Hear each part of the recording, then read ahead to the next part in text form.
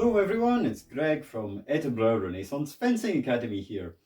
In today's video I want to examine, or perhaps re-examine, one of the technical diagrams from Giacomo di Grassi's treatise of 1570. And I want to use this as an example of why it's important to keep going back to the original sources when you're trying to interpret and recreate historical fencing systems. So the diagram I'm going to discuss today is this one, and this is from the first part of di Grassi's treatise, and it's in a chapter about thrusting and specifically how to thrust. Now, when I was doing my initial interpretation of di Grassi many years ago, I kind of skimmed through this chapter because it seemed like it was just being needlessly pedantic. And I assumed that this diagram was just showing us that we need to use our whole arm to make a thrust attack, which is pretty obvious if you have any experience of fencing at all. But in recent times, I've actually returned to the chapter and the diagram and looked at it in more detail. And lo and behold, I've discovered that it's actually more interesting than it originally seemed.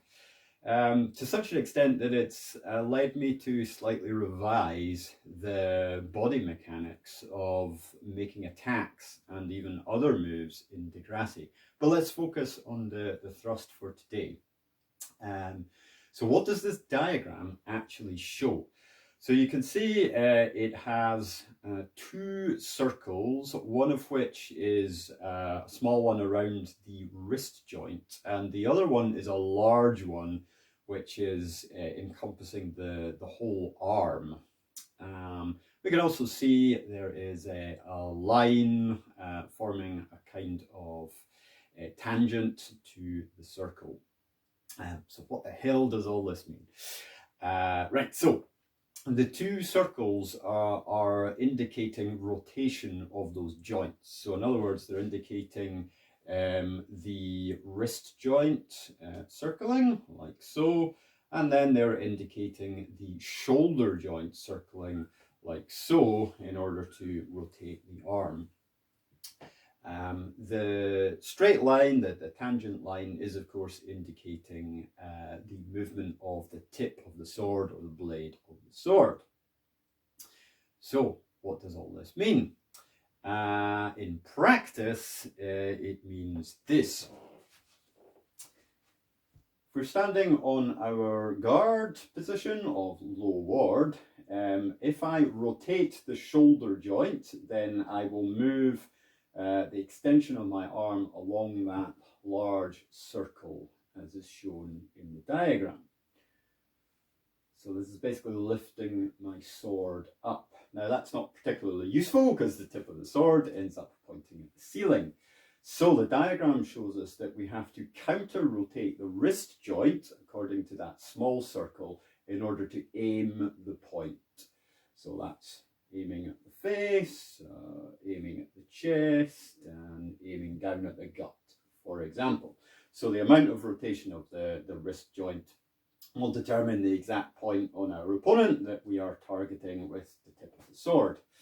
He actually explains in the accompanying text that basically this is a geometrical justification for why the tip of the sword travels in a straight line, even though our arm is traveling in a kind of arc. So that's really just a bit of Renaissance geometrical philosophizing. But for practical purposes, what it means is we deliver the power of the thrust from the shoulder with this rotation, and we aim the thrust with the wrist.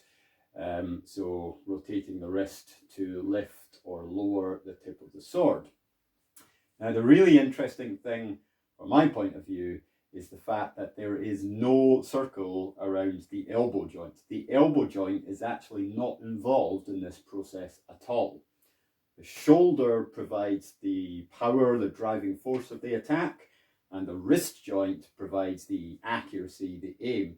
The elbow joint is held steady its only purpose is to stabilize the arm and the sword. So we're maintaining the straight arm position throughout the thrust. So that's the motion of the stoccata thrust. The imbroccata thrust would just be the same, but upside down. So if the arm is up here, then we're pushing forwards again with a straight elbow joint. So the shoulder is simply arcing down this time, and the wrist again counter-rotating to pick the exact spot that we want to hit. So there we go. That's how to interpret that slightly odd-looking Renaissance diagram, but also it's an illustration of why it's absolutely necessary to keep going back to the original sources. This example from today's video is actually part of what's really the introductory material to Grassi's book.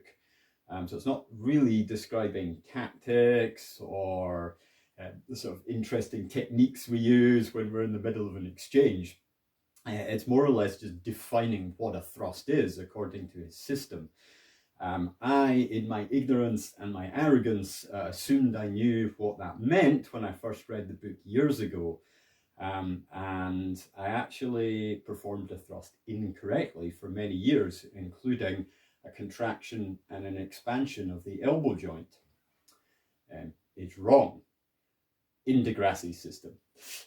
In later systems, the contraction and expansion of the elbow joint is necessary to control the sword. So for example, in Capoferro's system of 1610, he specifically says that the straightening of the arm, the extension of the arm, is part of the power of the thrust.